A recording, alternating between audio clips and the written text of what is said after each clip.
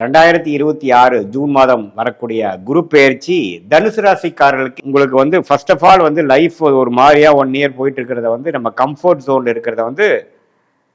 பிரிச்சு விடும். கம்ஃபர்ட் ஜோன்ல இருந்து நம்ம விலக்கி அடுத்த வரக்கூடிய வாழ்க்கையில வரக்கூடிய நகர்வுகளை நோக்கி நாம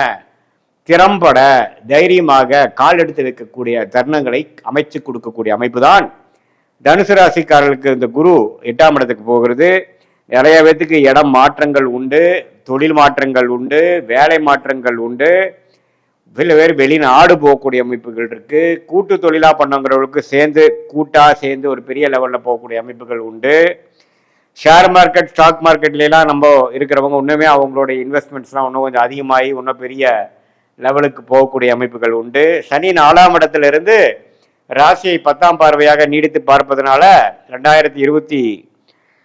மார்ச் வரைக்கும் அந்த 4ஆம் இடத்துல இருக்கக்கூடிய சனி இருக்கனால நல்லா விறுவிறுப்பா எப்பவுமே பார்த்தீங்கன்னா அது நடந்துருமோ இது நடந்துருமோன்ட்டு ஏதோ ஒரு எஃபோர்ட் எடுத்துட்டு மனசை வந்து ஸ்ட்ரெஸ்ஃபுல்லாகவும் கொஞ்சம் இறுக்கமாகவும் வச்சிருக்கக்கூடிய அமைப்புகள் உண்டு. அதே சமயத்தில் மற்ற கிரகங்கள்லாம் ஓரளவுக்கு நல்ல அமைப்பில் இருக்கிறதுனால குரு பயிற்சி வந்து அருமையான ஒரு பயிற்சியாக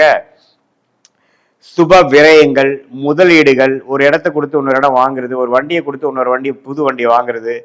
வாழ்வாதாரத்தை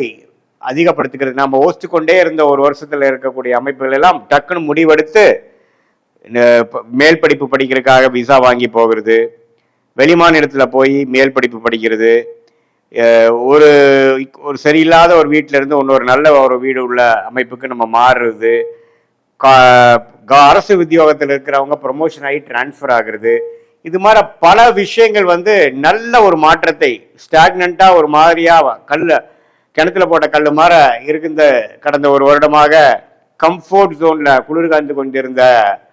தனுசு ராசிக்காரர்கள், மாணவர்களாக இருந்தாலும் சரி, நடுத்தர வயதினராக இருந்தாலும் சரி, இளவட்டக்காரங்களாக இருந்தாலும் சரி,